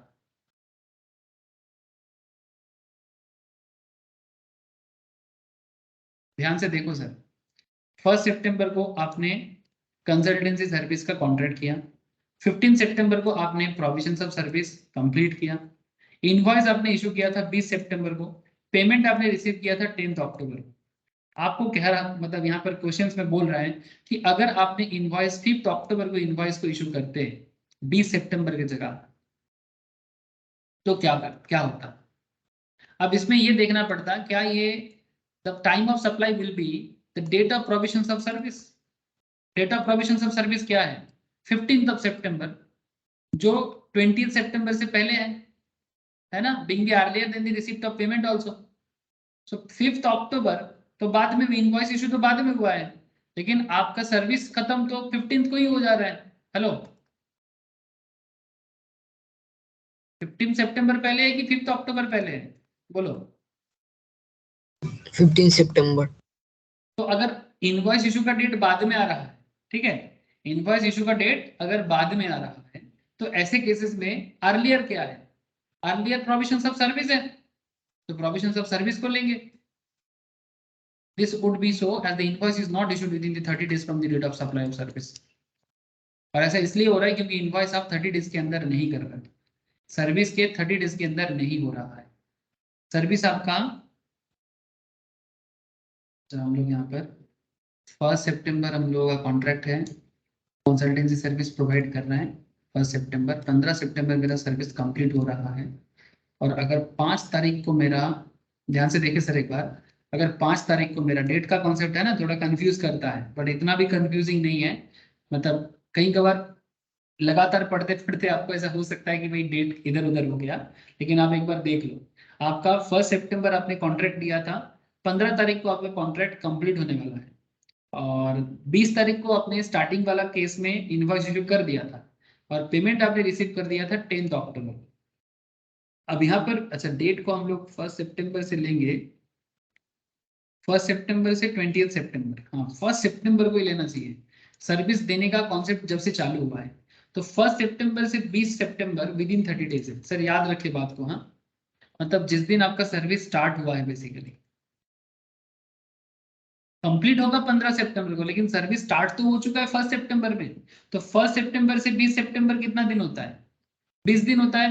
हेलो, यस ये विद इन 30 days हुआ ना।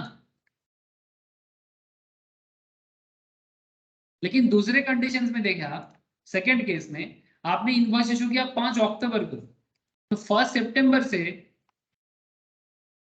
5 अक्टूबर क्या 30 दिन के अंदर हो रहा है सर? अगर 1 अक्टूबर के अंदर होता या 30 सितंबर के अंदर होता तो 30 दिन होता, लेकिन ये तो 30 दिन क्रॉस कर जा रहा है। और हमारा रूल कहता है कि इनवॉइस इशू का डेट 30 दिन के अंदर होना चाहिए। अगर इनवॉइस इशू का डेट 30 दिन के अंदर नहीं होता है तो क्या होगा? अर्लियर कोई भी डेट जो जिस दिन में आपने पेमेंट रिसीव किया या फिर जिस दिन आपका प्रोविजन ऑफ सर्विस कंप्लीट हुआ, उस डेट को माना जाएगा। जैसे हमारे केस में 15 सितंबर जिस दिन मेरा प्रोविजन ऑफ सर्विस कंप्लीट हुआ, वो अर्लियर है, इनवॉइस डेट से पहले है।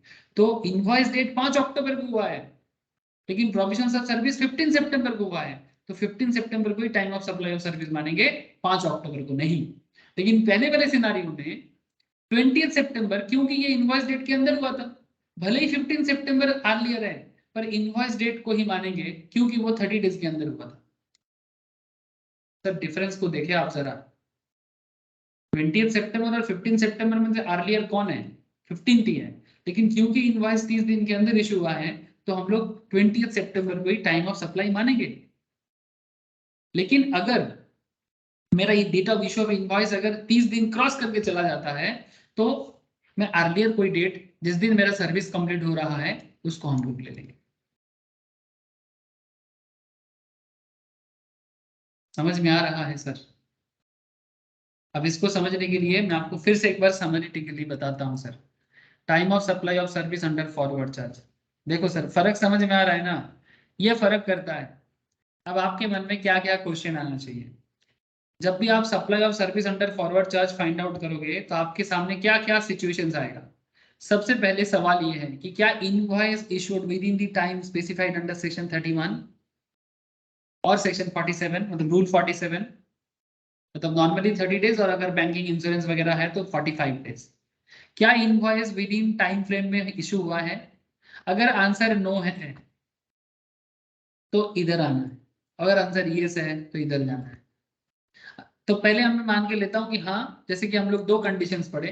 पहले कंडीशंस पे इनवॉइस 30 दिन के अंदर इशू हुआ है, तो अगर यस है तो इन तीनों में से जो अर्लियर है, date of issue of invoice, date on which the payment is recorded in the books of account of the supplier, and date on which the payment is credited the supplier's bank account, तीनों में से जो पहले होगा, जैसे हमारे example में 20 सितंबर पहले है, तो 20 सितंबर को ही हम लोग time of supply of service मानेंगे। सर बोलो, ये इनवॉइस 30 डेज के अंदर इशू करने का पहला कॉन्सेप्ट है। अगर हाँ है तो इधर आना, अगर ना है तो दूसरे साइड में जाना है। बोलो सर, हाँ क्लियर है कि नहीं, ये मुझे बताओ। हेलो, क्या हाँ का कॉन्सेप्ट क्लियर है सर? हेलो शुभजीत, विश्वजीत, नील, शालिनी, ओके सर, शिवम, सभी को पूछ रहा हूँ सर, सबको समझ में आ रहा है? Okay sir, yes sir.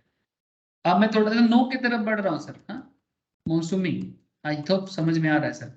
अब नो की तरफ बढ़ रहा है, क्या time of supply invoice issue 30 days के अंदर नहीं हुआ है तो प्रोविजन ऑफ सर्विस क्या होगा? तो प्रोविजन ऑफ सर्विस ऐसा हो जाएगा, मतलब अर्लियर, इनमें से जो अर्लियर होगा प्रोविजन ऑफ सर्विस। जैसे हमारे इस पर्टिकुलर एग्जांपल में प्रोविजन ऑफ सर्विस कब कंप्लीट हुआ सर? 15 सितंबर को। कॉन्ट्रैक्ट का सर्विस कब से स्टार्ट हुआ? 1 सितंबर। ठीक है। अच्छा, इनवॉइस इशू कब हुआ है? 5 अक्टूबर को, याद रखे सर। हाँ, तो 5 अक्टूबर तो ऑब्वियसली 30 डेज क्रॉस करके जा रहा है ना? 5 अक्टूबर 30 डेज क्रॉस करके जा रहा है, तो अगर 30 डेज कवर कर गया, ग्रेटर देन 30 डेज हो गया, तो आपके सामने ये तीन ऑप्शन है: date of provision of service, date on which the payment is recorded in the books of accounts, and date on which the payment is credited to the supplier's bank account. ठीक है। अगर बाकी किसी date का कोई information given नहीं है, तो जिस दिन आपका प्रोविजन ऑफ सर्विस कंप्लीट होता है उसी डेट को क्या करना चाहिए? Time of supply of service मानना चाहिए। इन तीनों में से जो क्लियर है, तो जैसे सेकंड कंडीशंस में हम लोगों ने 15 सितंबर को फाइंड आउट किया। बोलो सर, पानी की तरह क्लियर है कि नहीं, या फिर अगर अभी भी कोई धुआंसा है, अभी भी कोई मतलब आधा अधूरा सा कॉन्सेप्ट लग रहा है? बोलो। ये एग्जाम्पल समझ में आया कि नहीं आया? मोहित खन्ना एंड सन्स का। और ये एग्जाम्पल्स को मैं आपको प्रोविजंस के साथ फिर से दोहराया, प्रोविजंस भी बताया और कॉन्सेप्ट को भी फिर से दोहराया। प्लीज बोलो सर। अरे हाँ ना, कुछ तो बोलो। Yes clear. ओके सर, हाँ सर। ठीक है। अब ये वाला इलस्ट्रेशंस भी देखें थोड़ा। हाँ, determine the time of supply from the following particulars. 6 मई का एक हिसाब दिया है, 15 सितंबर, 27 अक्टूबर एंड 3 नवंबर का। सर क्या बोला है, ध्यान से सुनना।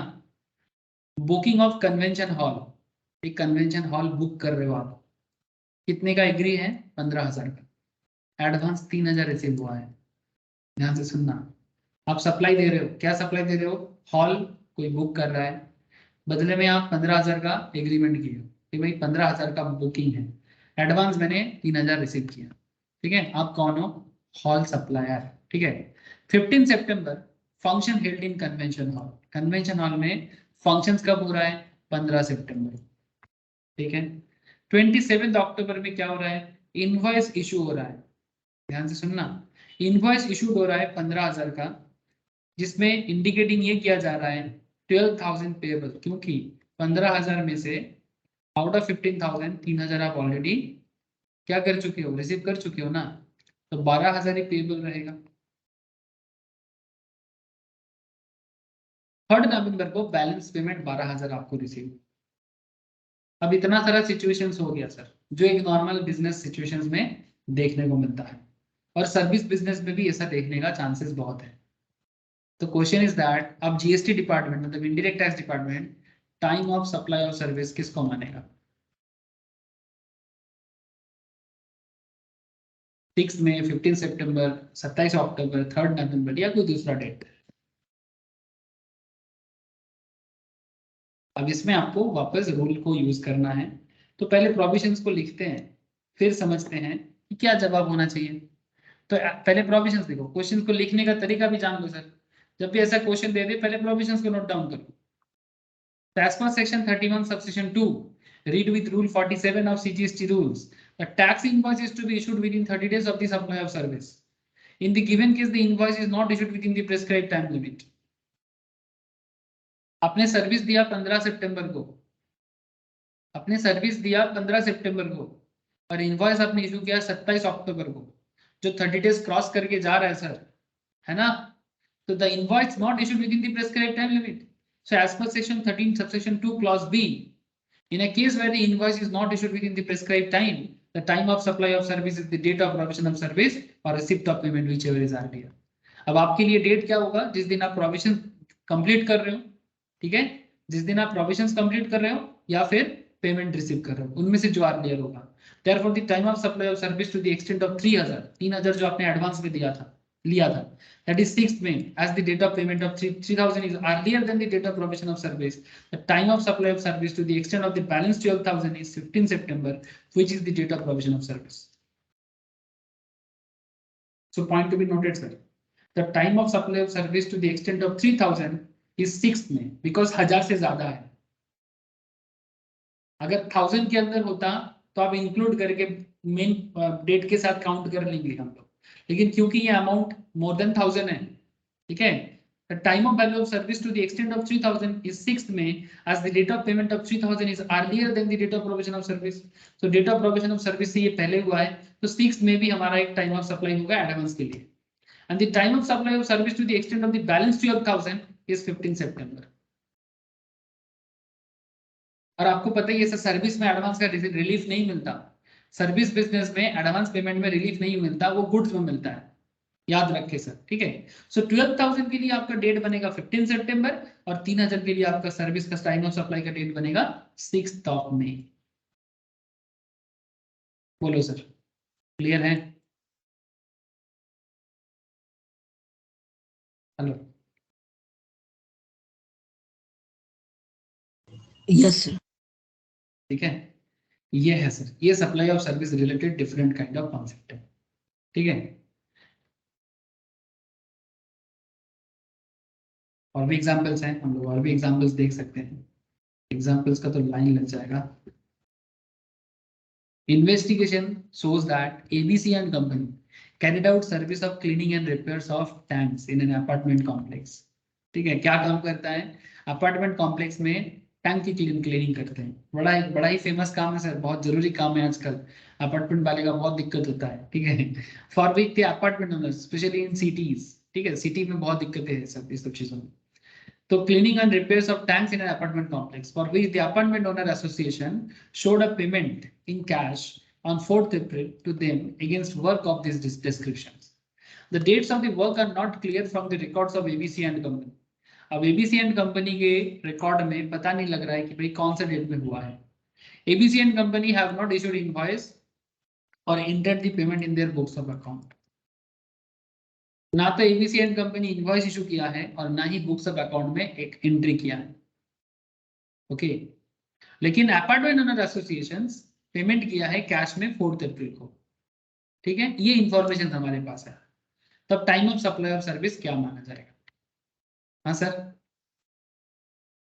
क्योंकि यहाँ पर कोई डेट अवेलेबल नहीं है, तो time of supply can not be determined provisions of clause A, B and section 13 subsection 2 as neither the invoice has been issued nor the date of provisions of service is available, as also the date of receipt of payment in the books of the supplier is also not available.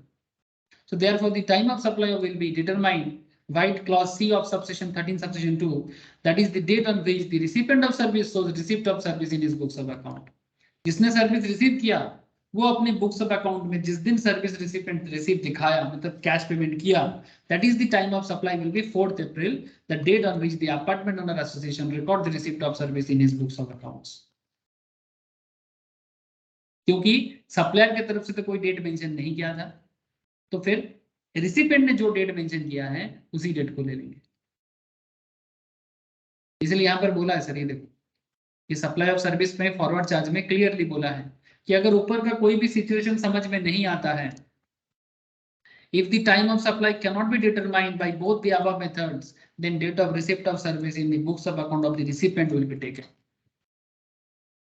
तो यहाँ पर हमारे example में, scenario में, apartment owner association जिस दिन cash payment किया है और अपने बुक्स में एंट्री भी किया है, उसी डेट को हम लोग टाइम ऑफ सप्लाई मान लेंगे, बिकॉज सप्लायर ने यहाँ पर कोई पर्टिकुलर डेटा मेंशन नहीं करके रखा है या फिर वो मेंटेन नहीं किया है, तो गवर्नमेंट उसी डेट को मानेगा. ठीक है सर. लेकिन ये 1000 का केस भी देख लो, excess payment up to 1000, excess payment up to 1000, options of taking invoice date at the time of supply. आपके पास ऑप्शन रहेगा, अगर अप टू 1000 तक है तो आप इनवॉइस डेट को ले सकते हो, 1000 क्रॉस करे तो अलग डेट हो जाएगा.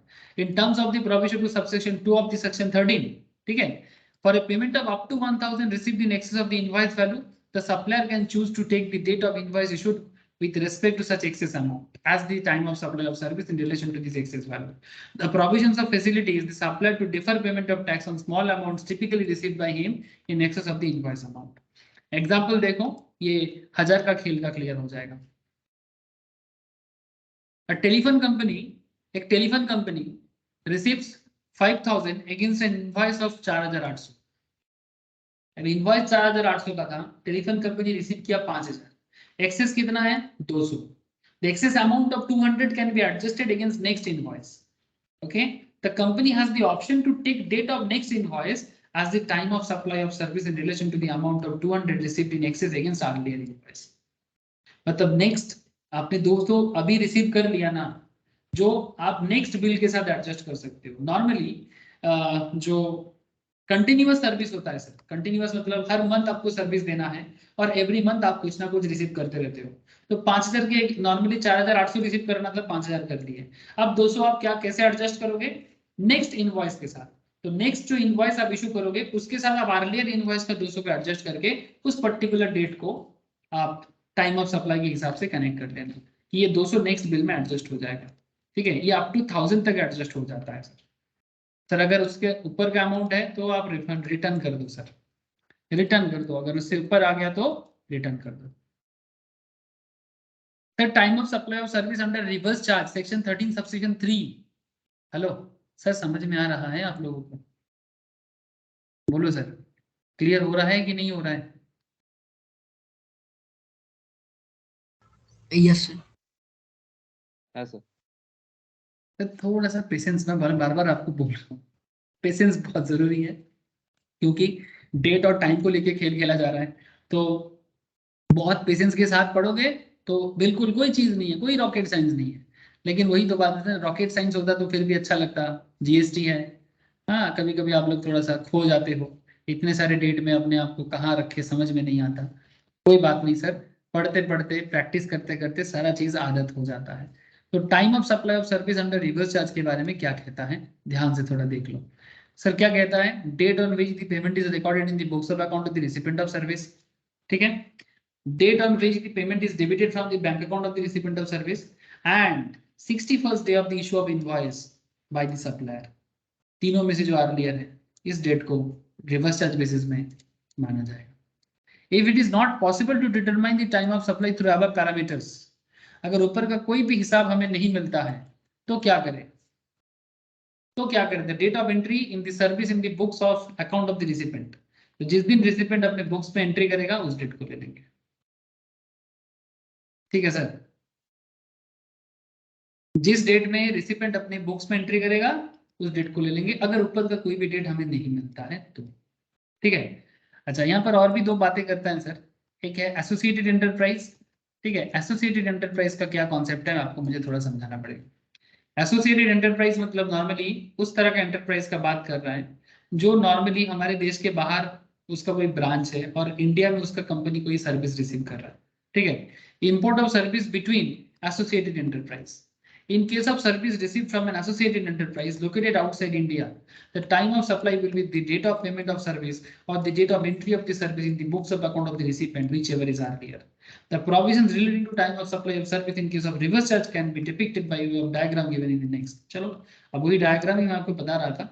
तो यहाँ पर भी वही बता रहा है कि अगर आप कोई ऐसा एसोसिएटेड ऑर्गेनाइजेशन है जिसका फॉरेन में कोई foreign branch, foreign associate company से इंडिया में बैठ के कोई सर्विस ले रहा है. ठीक है, तो उनके केस में date of supply of service मतलब time of supply of service क्या मानेंगे. ठीक है, तो date of payment for the service, जिस दिन पेमेंट आप मतलब रिसिपेंट पेमेंट करेगा वो डेट, या फिर डेट ऑफ एंट्री, या फिर date of entry of the service in the books of account of the recipient. ठीक है, या तो जिस दिन रिसिपेंट पेमेंट कर रहा है या फिर जिस दिन वो अपने बुक्स ऑफ अकाउंट में एंट्री दिखा रहा है. इन दोनों में से जो डेट पहले होगा उसी डेट को लिया जाएगा. किस केस में? जब supply of service from associated enterprise located outside India होगा. बस यही खेल है यहाँ पर और कुछ नहीं बोला. यहाँ पर भी एग्जांपल्स हैं, एक क्वेश्चंस हैं. Determine the time of supply from the given information. Assume that service being supplied in taxable under reverse charge. अब ये रिवर्स चार्ज का है. May 4 and August 21, दो डेट है. The supplier of service issues invoice for service provided. There is a dispute about amount payable. Amount payable में कुछ dispute है and payment is delayed, payment delay हो रहा है। अगस्त 21 को payment made to the supplier of service, supplier of service को payment भी किया गया। ध्यान से सुनना बात को। अब यहाँ पर मई 4 को एक्चुअली इनवॉइस इशू हुआ है जो सर्विस प्रोवाइड किया था, और अगस्त 21 को पेमेंट हुआ है। नाउ आपको पूछ रहे सर कौन सा डेट को मानेंगे सब टाइम ऑफ सप्लाई के केस में? सर इसमें 61st डे लिया जाता है, याद है आप लोगों को? ये देखो आरसीएम की कैटेगरी में 61st डे लिया जाता है। नॉर्मली ये तीनों में से जो पहले होगा, date on which the payment is recorded in the books of account of recipient of service, date on which the payment is debited from the bank account of the recipient of service, and 61st day from the issue of invoice by supplier. तो supplier ने invoice कब issue किया sir? Hello बोलो, कब issue किया? मई 4। अब मई 4 से जून 4, जून 4 से जुलाई 4, ठीक है। अब इसमें मई कितने महीने का होता है? मई, जून, जुलाई। 61st डे हिसाब लगाओ। मई में 4 दिन यहाँ पर है, तो मई में कितना दिन बचा? मई कितना महीने का होता है सर? मतलब मई में कितना दिन होता है? 31 का मई है ना, तो इधर 27 डेज, और जून में पूरा 30 दिन, जून 30। जुलाई कितने दिन का होता है? 31। तो इधर 27 हो गया, इधर 30 हो गया, तो 30 और 27 कितना होता है? 57। और हमें और कितना दिन चाहिए? 4 दिन। तो इधर 30 जून हो गया, तो 30 जून से 4 दिन क्या हो जाएगा? 4 जुलाई। समझ में आया? इस तरह से डेट का हिसाब हो जाएगा। तो अब मुझे आप बताओ कि 4 जुलाई पहले है कि अगस्त 21 पहले है? 4 जुलाई अर्लियर है ना, तो इसी डेट को मानेंगे। Will be the time of supply being the earliest of the two stipulated dates, namely date of payment and date immediately following 60 days since issue of invoice.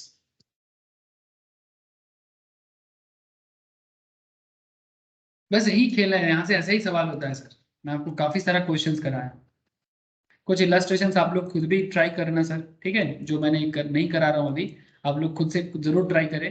अगर कोई डाउट रहे कुछ एग्जांपल्स और इलस्ट्रेशंस में, आप मुझे जरूर पूछें। यहाँ पर इलस्ट्रेशन 13 का समरी किया हुआ है, ठीक है? आप जरूर एक बार, उसी भाउचर के केस में भी same to same type of concept काम करता है सर। बाकी तो आपको मैं बता ही दिया, ठीक है? Time of supply of service under forward charge, under reverse charge, and time of supply service under reverse charge, and time of supply of service under forward charge when invoice is not issued within time specified under section 31। इस बात का ख्याल रखिए sir. यहाँ पर दो खेल हैं, अगर 31 के हिसाब से इनवॉइस इशू नहीं होता है तो क्या होगा, और अगर 31 के हिसाब से इनवॉइस इशू होता है तो क्या होगा। और एक रिवर्स चार्ज का कॉन्सेप्ट है, और एक भाउचर वाला केस है। भाउचर का तो वही बात, date of issue of voucher if it is supply is identifiable at that point, तो जिस दिन भाउचर इशू करेगा उसी डेट को लेना है, और अगर आइडेंटिफाइबल नहीं है तो जिस दिन रिडीम होगा उसी दिन लेना है। ये तो गुड्स की तरह ही है। रिवर्स चार्ज आपको अभी अभी समझ में आ गया। रही बात ये दोनों पॉइंट जो मैंने आपको ऑलरेडी एग्जाम्पल करा दिया था, बट एक बार मैं रिपीट कर देता हूँ ये दोनों पॉइंट को, कि अगर as per section 31 invoice issue होता है तो date of issue of invoice of tax, date of recording of payment in the books of account of supplier, and date on which the payment is credited in the bank account of the supplier, इन तीनों में से जो पहले होगा। लेकिन अगर as per section 31 invoice issue नहीं होता है तो date of issue of tax invoice नहीं, date of provision of service picture में आ जाता है, एंड फिर date of recording of payment in the books of account of supplier and date on which payment is credited in the bank account of the supplier. इन तीनों, मतलब ये दोनों पॉइंट में डिफरेंस है सर, ये दोनों पॉइंट में डिफरेंस है, ख्याल रखिएगा, जो मैंने आपको ऑलरेडी एक क्वेश्चंस भी करवा दिया। और अगर इन दोनों केस के लिए, फॉरवर्ड चार्ज का दोनों केस के लिए, अगर ऊपर का कोई भी कॉन्सेप्ट क्लियरली समझ में नहीं आता है तो फिर जिस दिन रिसिपेंट अपने बुक्स ऑफ अकाउंट में एंट्री करता है उस डेट को टाइम ऑफ सप्लाई मानते हैं। और आरसीएम के केस में if above events are unascertainable, मतलब आरसीएम मतलब रिवर्स चार्ज मैकेनिज्म, ठीक है? Time of supply equals to date of entry in the service in the books of account of the recipient, एक ही बात है, ठीक है? Residual case, if all the above do not work for situations or addition value same to same, where periodical return is to be filed due date of such return, in any other case date on which the tax is paid, जैसे हम लोग goods में देखे थे। और इन अगर आप editions करके लाइक पेनल्टी, लेट फी, ये सब ऐड करके करते हो तो due date on which the supplier receives such additional value, उस डेट को लेंगे। मतलब ये दोनों केस एकदम गुड्स की तरह ही है, थोड़ा सा फर्क है सर गुड्स के साथ सर्विस का, इसीलिए मुझे डिटेल्स में बढ़ाना पड़ा। बट स्टिल अगर कोई डाउट है आप मुझे जरूर पूछिएगा व्हाट्सएप करके, ठीक है। मुझे नहीं लगता डाउट होना चाहिए, बट फिर भी अगर क्रिएट हो जाए तो। अच्छा, ये वाला टॉपिक मैंने आपको time of supply of service and time of supply of goods details में करा दिया। अगर नोट्स आपके पास ऑलरेडी है, मैं अगर नहीं दिया तो आप मुझे जरूर बताएं। इसके नीचे आपको कुछ नॉलेज टेस्ट के लिए क्वेश्चन दिया हुआ है, आप अच्छे से, ये 15 क्वेश्चन है, कुछ एमसीक्यू क्वेश्चन में मिलेगा मोस्ट प्रोबेबली, ना एमसीक्यू नहीं है, सारे के सारे ब्रॉड टाइप ऑफ क्वेश्चन है। आप इसे जरूर प्रैक्टिस करें, ठीक है, आप इसे जरूर प्रैक्टिस करें सर। प्रैक्टिस करोगे ना आप परफेक्ट बन जाओगे। लेकिन मस्ट प्रैक्टिस सर, अगर क्वेश्चंस में कोई डाउट हो तो आप जरूर नोट डाउन करके रखें और मुझे बाद में जरूर पूछें, ठीक है। नेक्स्ट दिन मैं आपको वैल्यू ऑफ सप्लाई बताऊंगा, ठीक है, वहां पर कैलकुलेशंस आएगा कि किसके बेसिस पे जीएसटी डिपार्टमेंट वैल्यू करता है और जीएसटी चार्ज करता है। आज इतना ही है सर, नेक्स्ट क्लास में बाकी बात करेंगे, ठीक है। ओके सर, चलो फिर बाय।